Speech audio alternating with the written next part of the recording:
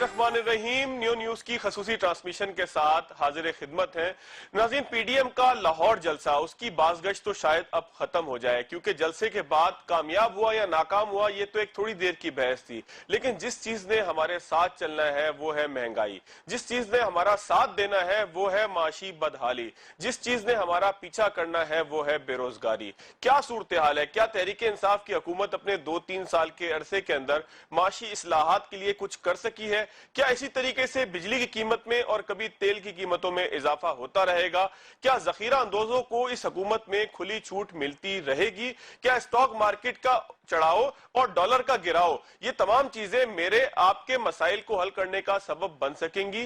क्या गिरता हुआ डॉलर मेरी महंगाई को भी गिरा सकेगा? इन तमाम चीजों का जायजा लेंगे आज की इस खसूसी ट्रांसमिशन में। वक्तन फवक्तन मेहमान हमें ज्वाइन करते रहेंगे, उनसे पूछते रहेंगे कि हुकूमत क्या कर रही है, किस तरीके से पॉलिसी को लेकर चल रही है। हमारे साथ अभी मौजूद है जफर मोतीवाला साहब, स्टॉक एक्सपर्ट है। उनसे पूछेंगे कि स्टॉक मार्केट का चढ़ता हुआ जो एक सूरज है वो किस तरीके से अवाम की जो घर है उसको रोशनी फराम कर सकता है। साथ साथ हमारे साथ डॉक्टर फरूख सलीम साहब भी मौजूद हैं। उनसे पूछेंगे कि आखिर मईशत में जो इस्लाहात का एक इमरान खान साहब नारा लगाया करते थे, वो इस्लाहात कब होंगी, कैसे होंगी, कौन करेगा और अब तक क्यों नहीं हो सकी? जफर मोतीवाला साहब से गुफ्तगू शुरू करते हैं। जफर साहब, स्टॉक मार्केट 2 रोज से हम देख रहे हैं कि एकदम उसमें जो है वो बुलंदी की तरफ सूरत हाल जा रही है। ये बुलंदी की सूरत हाल किस वजह से है और ये कब तक कायम रहने की तवक्का है?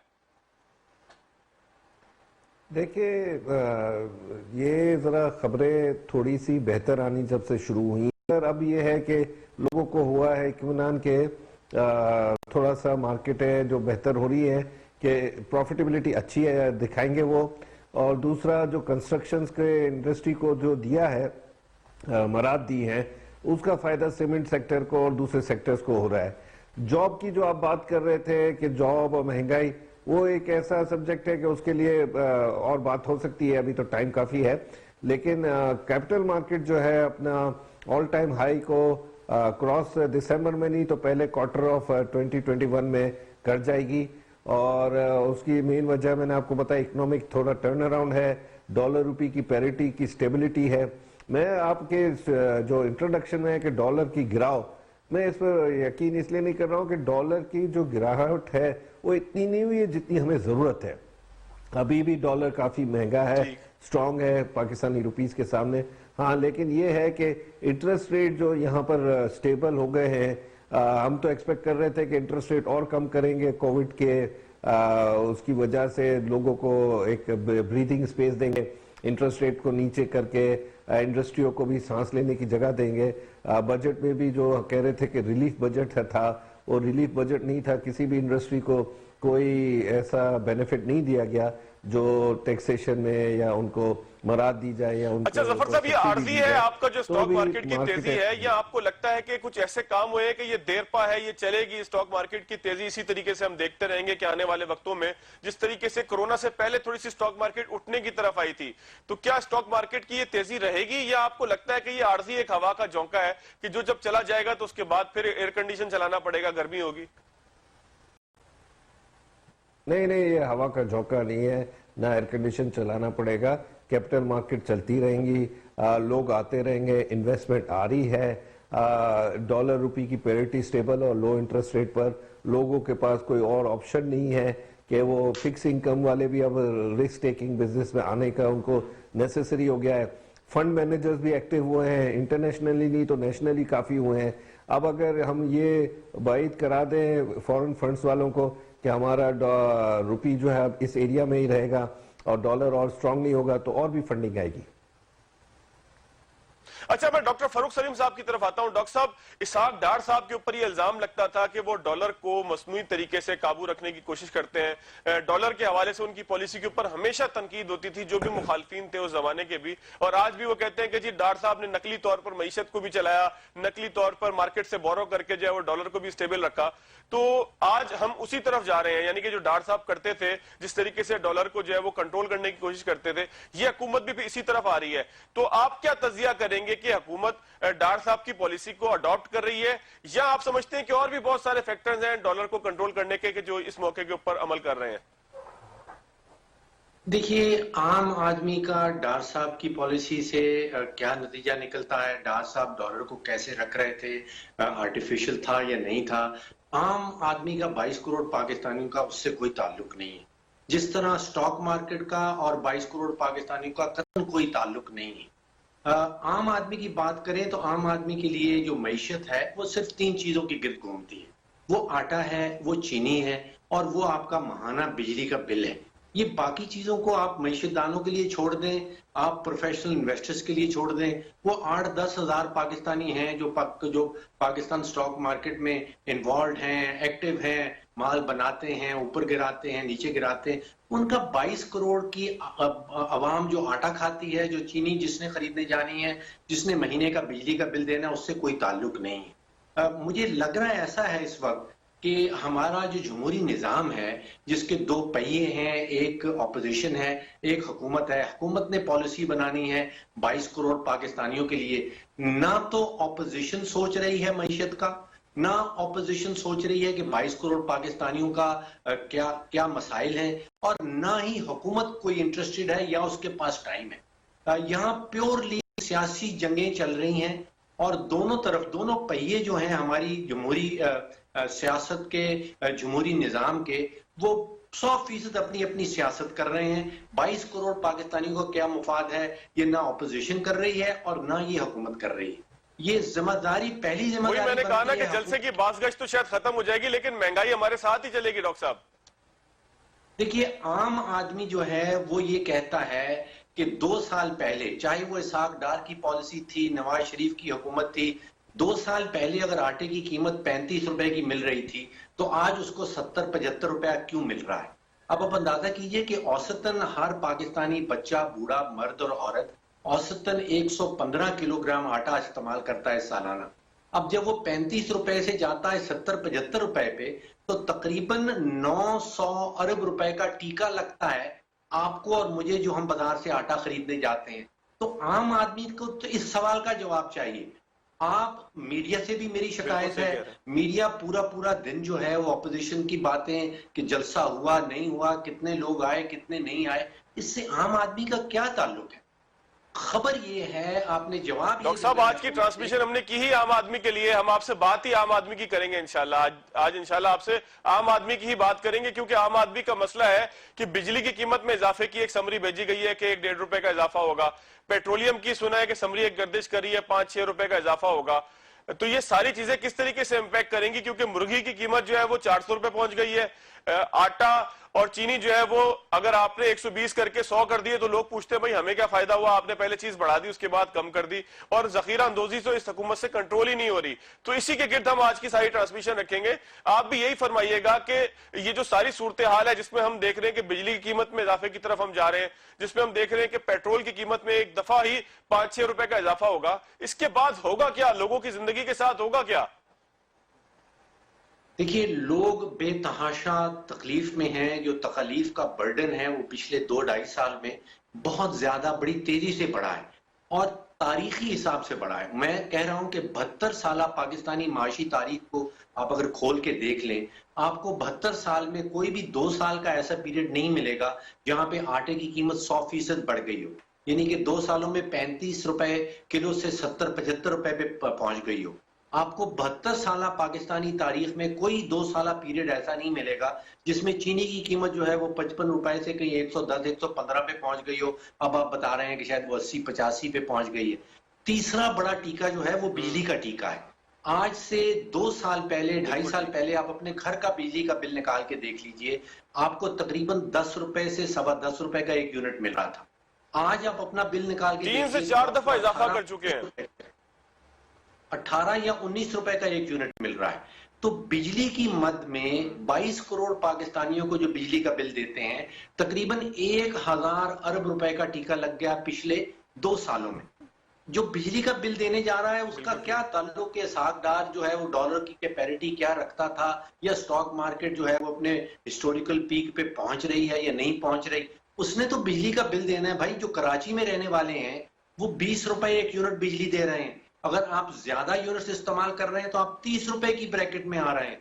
तो भाई ये 10 रुपए, सवा 10 रुपए बिजली का रेट था आज से 2.5 साल पहले, या 20 और 30 रुपए में क्यों पहुंच गया? असल खबर और असल सवाल ये है। बिल्कुल ठीक कह रहे हैं। अच्छा जफर मोतीवाला साहब, आपकी तरफ आते हैं। जफर साहब, जो सूरत-ए-हाल फारूक सलीम साहब बता रहे हैं वो सूरत-ए-हाल कोई ऐसे ढके छुपे आदाद शुमार नहीं है कि जो किसी को मालूम ना हो। जाहिर है कि बयान बार बार होंगे तो शायद कोई इस जानिब तवज्जो दे। आपको लगता नहीं है कि इन तमाम चीजों के हवाले से हुकूमत नाकाम हो गई है कि जो एक आम आदमी की जरूरत है? देखिए, हुकूमत का नाकामी तो समझे, लेकिन पहले से ही इकोनॉमी जो थी हुकूमत के आते साथ ही वीक पोजीशन पर आ चुकी थी। और वो वीक पोजीशन ऐसी थी कि ना हुकूमत के वो वादे कि भाई जॉब्स दे सकेंगे, नौकरियां बढ़ा सकेंगे, क्योंकि नौकरियां बढ़ाने के लिए और नौकरियां देने के लिए कम से कम जीडीपी 7.5-8% हो, तो जो नई टीम आती है 15 लाख 12 से 15 लाख बच्चा जो जॉब मार्केट में आता है उसको जॉब मिलती है। अब ये 1-1.5% जीडीपी पर नहीं चल सकती है। डॉक्टर साहब और मेरी तो पुराने ताल्लुकात है, डॉक्टर साहब बिल्कुल सही कह रहे हैं कि अब जो है ये जो महंगाई है इसने खास आदमी को भी सोचने पर मजबूर कर दिया है। जिन जिन घरों के अंदर गार्ड्स और बहुत ज्यादा क्वांटिटी में गार्ड्स होते थे, कराची के सूरत हाल की वजह से गार्ड्स रखना, नौकर रखना ज्यादा वो आम बात थी। उन्होंने अपने गार्ड्स और नौकर कम किए क्योंकि उनकी जो इनटेक है, उनकी जो फूड की नॉरिशमेंट है, उनको जो खाना खिलाने की फैसिलिटी है, वो घर जो बंगला है, वो जो हाउस है, वो अफोर्ड नहीं कर सकता। और पर पर्सन, यानी कि आप कह रहे हैं अमीर आदमी भी गरीब होना शुरू हो गया है? बिल्कुल। और आप देखिए कि जो डिमांड थी प्रॉपर्टीज में, जो डिमांड थी ऑटोमोबाइल्स, लग्जरी गाड़ियों में, जो डिमांड थी कि भाई फार्म हाउसेस खरीदने हैं, बीच हाउसेस खरीदने हैं, टूरिज्म, ट्रैवलिंग, बच्चों की हाई फीसेस स्कूल की, वो सब में ऐसा इफेक्ट आया है कि खास आदमी भी, जो टर्मिनोलॉजी में वही यूज कर रहा हूँ डॉक्टर फारूक साहब की, कि खास आदमी भी अब वो घबरा गया है। और वो घबराने के बाद अच्छा है कि जफर साहब मैं एक ब्रेक लेता हूं, मैं दोबारा आपकी तरफ आता हूं। डॉक्टर साहब आप भी मौजूद रहिएगा, मैं ब्रेक लेता हूं, आपकी तरफ आता हूं। एक सवाल छोड़कर जा रहा हूं आप दोनों साहब के लिए, जिसका जवाब मुझे जरूर दीजिएगा इसके बाद, ब्रेक के बाद, कि इस हुकूमत ने जो दावे किए थे सारे के सारे, इमरान खान साहब जलसों में खड़े होकर दावे करते रहे, इनके सारे वज़रा जो आज वजीर हैं अपने अपने हलकों में दावे करते रहे कि हम ऐसी माशी इस्लाहत लाएंगे, हम वैसी माशी इस्लाहत लाएंगे, तो ये भी इसी पाकिस्तान के अंदर, इसी पाकिस्तान की मईशत को देखते हुए दावे किए गए थे। तो उस वक्त इन लोगों को क्या इस चीज का इल्म नहीं था कि मईशत इतनी बदहाल है कि बाद में ये तमाम चीजें आवाम को देखने पड़ेंगी कि मुर्गी जो है वो 400 रुपए किलो होगी और दाल उससे भी ज्यादा महंगी होगी। एक ब्रेक लेते हैं, ब्रेक के बाद ट्रांसमिशन के अंदर दोबारा हाजिर होंगे।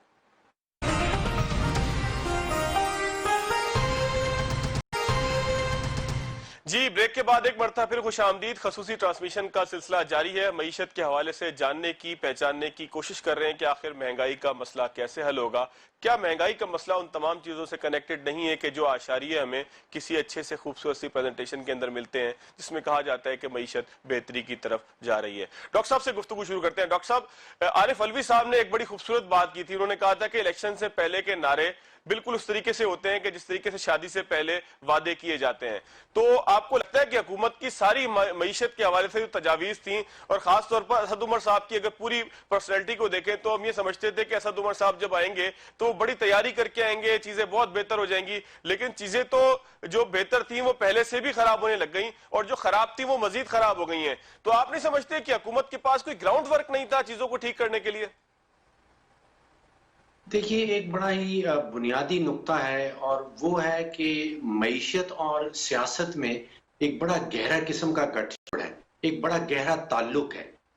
जिस मईशत, जिस मुल्क में सियासी अदम इस्तेहकाम होगा, आप रिकॉर्ड निकाल के देख लीजिए, IMF वाले इसके ऊपर कोई 100 से जायद ममालिक के ऊपर एम्पेरिकल स्टडीज कर चुके हैं कि जिस मुल्क में सियासी अदम इस्तेहकाम होगा वहां की मईशत जो है वो सीधी सिमत पे नहीं जा सकती। अब अपना सियासी निजाम देखिए, यहाँ पे क्या हो रहा है कि हमारे पास एक ऑपोजिशन है जो ये कहती है कि एक इलेक्टेड प्राइम मिनिस्टर जो है वो सिलेक्टेड है। दूसरी तरफ हमारे वजीर आज़म साहब बैठे हैं, वो ये कहते हैं कि सारी की सारी ऑपोजिशन जो है वो चोर है, वो डाकू है। अब जमहूरी निज़ाम के अंदर इख्तलाफ तो बिल्कुल जमहूरी हक है दोनों साइडों का, लेकिन हमारे यहाँ इख्तलाफ नहीं हो रहा। हमारे यहाँ ये मामला एक दूसरे की दुश्मनी पे चला गया है। अब ऑपोजिशन दुश्मन है वजीर आजम साहब की, वजीर आजम साहब दुश्मन बन गए हैं ऑपोजिशन के। यहाँ पे जमहूरी अमल खत्म हो चुका हुआ है, कहीं इख्तलाफ नहीं। और जहां पे आपके यहाँ इतना शदीद किस्म का अदम इस्तेहकाम होगा सियासत के अंदर, मईशत नहीं चल सकती। मईशत के ऊपर मैं आपको जैसे पहले कहा कि किसी का गौर खौस ही नहीं है। No one is really worried about कि 22 करोड़ पाकिस्तानियों का क्या हो। आप अंदाजा कीजिए कि 2 साल पहले अगस्त 2018 में, 2.5 साल पहले जब पीडीआई की हुकूमत आई थी, तो उस वक्त जो सर्वे सामने आ रहे थे उसमें तकरीबन 30% पाकिस्तान की आबादी शराय गुर्बत से नीचे रह रही थी। यानी कि तकरीबन 7 करोड़ पाकिस्तानी ऐसे थे जो शराय गुर्बत से नीचे थे। अब जो सर्वे सामने आ रहे हैं उसमें तकरीबन 40 से 41% पाकिस्तानी आबादी शराय गुर्बत से गिर गई है। अंदाजा कीजिए कि 2 साल पहले 7 करोड़ और आज 9 करोड़ पाकिस्तानी। मैं हैरान परेशान हो जाता हूं कि 9 करोड़ पाकिस्तानी ऐसे हैं जो शराय गुर्बत से नीचे रह रहे हैं। खुदाया करम करें, दुनिया की इतने बहुत सारे ममालिक हैं जिनकी पूरी आबादी नहीं है। 9 करोड़, आप गौर कीजिए, बहुत बड़ा नंबर होता है, और ये शराय गुर्बत से नीचे रह रहे हैं। अच्छा, मिडिल क्लास की एक स्टडी अभी सामने आई है। आज से 2 साल पहले तकरीबन 1 करोड़ और 60 लाख पाकिस्तानी ऐसे थे जिनको वर्ल्ड बैंक वाले कहते थे कि वो मिडिल क्लास में हैं। यानी कि जो $10 रोजाना की कमाता है, $300 महीने के कमाता है, उसको वर्ल्ड बैंक की डेफिनेशन के मुताबिक वो मिडिल क्लास में डालते हैं। तो 2 साल पहले हमारे पास 1 करोड़ और 60 लाख पाकिस्तानी थे जो मिडिल क्लास में थे। आज वो मिडिल क्लास जो नंबर है वो गिर के 56 लाख पे पहुंच गया है। मैंने पाकिस्तान की तारीख में कभी ऐसा नहीं देखा कि 2 साल के पीरियड में 1 करोड़ 60 लाख मिडिल क्लास पाकिस्तानी और गिर जाएं, अब पहुंच गए 56 लाख। अब इस वक्त 22 करोड़ पाकिस्तानियों में से सिर्फ 56 लाख पाकिस्तानी ऐसे हैं जो मिडिल क्लास में आते हैं। तो मामला वही महंगाई पे आ गया जो आपने कहा। हमारे यहाँ सिर्फ महंगाई नहीं आई, हमारे यहाँ दूसरा प्रॉब्लम ये हुआ कि महंगाई के साथ साथ हमारी आमदन गिर गई है। पिछले 2-2.5 सालों में औसतन पाकिस्तान की आमदन जो है वो गिर गई है। तो महंगाई ऑन टॉप ऑफ दैट आमदन गिर जाए, फिर नतीजा निकलता है गुर्बत का, जो गुर्बत आपके सामने आ रही है। अब अगर अच्छा डॉक्टर साहब, ये जो महंगाई हो रही है, आप समझते हैं कि ये पॉलिसीज के नुक्स की वजह से महंगाई बढ़ रही है, या ये महंगाई ने वक्त के साथ साथ बढ़ना? जाहिर है कि 1970 में जो चीज मुझे जिस हिसाब से मिलती थी वो आज शायद ना मिले। कॉस्ट बढ़ रही है हर चीज की। एक जिस तरह दुनिया आगे की तरफ जा रही है तो चीजों की कीमतें भी साथ साथ आगे की तरफ जा रहे हैं। तो आपको लगता है कि ये सिर्फ इसी हुकूमत की नाकिस पॉलिसियों की वजह से ऐसा हो रहा है? जी, सवाल बड़ा जबरदस्त किया है आपने कि कीमतें तो पहले भी बढ़ा करती थी। इसमें एक फर्क ये देख लीजिए कि पहले हमारे यहाँ मुसलसल आमदन बढ़ रही थी, तो लोग जब कीमतें भी बढ़ रही थी, आमदन भी बढ़ रही थी, तो कुछ वो गुजारा कर लेते थे। अब पिछले 2-2.5 सालों में ये हुआ है कि महंगाई बहुत तेजी से बढ़ी है और साथ ही साथ आमदन गिर गई है बजाय बढ़ने के। अब आप फोकस किए, मैं फोकस करता हूं फूड इन्फ्लेशन के ऊपर, यानी कि खुराक की कीमतों का क्या हो रहा है। और उसकी वजह यह है कि तकरीबन 70 से 80% पाकिस्तानी ऐसे हैं जो अपनी आमदन का 70-80% खुराक पे खर्च देते हैं। यानी कि उसके बाद अब ये हालात आ गए हैं कि आप अपना आटा पूरा कर ले, चीनी पूरी कर ले, बिजली का बिल दे दे, गैस का बिल दे दे, उसके बाद आपकी जेब खाली हो जाती है। फिर आप बच्चों के कपड़े खरीदने के लिए या बच्चों की ट्यूशन फीस देनी है या स्कूल की फीस देनी है, या खुदा ना करे कोई इमरजेंसी आ जाए तो फिर आपके पास पैसा नहीं बचा है। तो एक तो आमदन नीचे आ रही थी, साथ ही साथ महंगाई बढ़ती चली जा रही थी, और उसके नतीजे में ये हुआ है। मतलब ये रियल कैजुअलिटीज हैं। ये 40% पाकिस्तानी जो हैं ये नहीं देख रहे हैं कि स्टॉक मार्केट किस तरफ जा रही है और इसहाक डार ने डॉलर का रेट क्या रखा था, क्या आर्टिफिशियल रखा था या नहीं रखा था। अच्छा, अब मैं एक और चीज से कन्विंस्ड हूं। वजीर आजम साहब बार बार आके कहते हैं कि मैं ये इकदाम उठाऊंगा, मैं ये कदम उठाऊंगा और नीचे ले आऊंगा। उनकी नीयत एग्जिस्ट करती है, मुझे लगता है कि वजीर आजम साहब दिल से चाहते हैं कि किसी तरह आवाम को किसी किस्म की रिलीफ दी जाए, कीमतें नीचे लाई जाएं, लेकिन सिर्फ चाहने से, सिर्फ सोचने से, सिर्फ नारा लगाने से, सिर्फ तकरीर करने से काम नहीं बनता। वो जो आप बात कर रहे थे कि पॉलिसी क्या है, सही है। पॉलिसी कुछ नहीं है। अब ये पॉलिसी कर दें कि जी जखीरा अंदोज जो है उनको मारेंगे, डंडे का इस्तेमाल करेंगे, इससे महंगाई नीचे नहीं आ सकती। महंगाई के खिलाफ आपको एक पॉलिसी बनानी पड़ेगी। पॉलिसी कोई नजर नहीं आ रही, हुकूमत के पास कोई पॉलिसी नहीं है। डंडा मारना। अच्छा, मैं जफर मोतीवाला साहब की तरफ आता हूं। जफर साहब, डॉक्टर साहब कहते हैं, डॉक्टर फारूक सलीम साहब कहते हैं कि जी पॉलिसी जो है वो नजर नहीं आती। हम भी यही देख रहे हैं कि ऐलान जरूर होता है किसी चीज के हवाले से कि एक्शन ले लूंगा, चीनी की कीमत पे एक्शन ले लूंगा, मैं आटे की कीमत पे एक्शन ले लूंगा। अभी पिछले दिनों जो है ना, वो बल्कि आज ही के अखबार के अंदर एक बड़ी 3 कॉलम खबर एक लगी हुई है कि जी पेट्रोलियम के हवाले से सुप्रीम कोर्ट ने सख्त सरजनिश की है कि जी पेट्रोलियम की जो पूरा एक क्राइसिस था, पूरा एक जो एकदम हमने देखा कि पाकिस्तान के अंदर पेट्रोल मिलना बंद हो गया था, उस हवाले से रिपोर्ट को पब्लिक किया जाए। 3 दिसंबर का हुकूमत ने टाइम दिया था, पब्लिक नहीं किया। वो कहते हैं मजीद कुछ टाइम हमें दें, हम फिर पब्लिक करेंगे। तो आपको लगता है कि पॉलिसी साजी के अंदर भी फुकदान है, उसकी एग्जीक्यूशन तो फिर बात की बात है कि किस तरीके से एग्जीक्यूट हो रहा है। सिर्फ ऐलान होता है, पॉलिसी कोई नहीं होती उसके पीछे। देखिए, पॉलिसी होती है, लेकिन पॉलिसी अफरा तफरी वाली है, पॉलिसी हैज़र्ड है, जिसकी वजह से इस हुकूमत पर इनकम्पिटेंस के बड़े इल्जामात।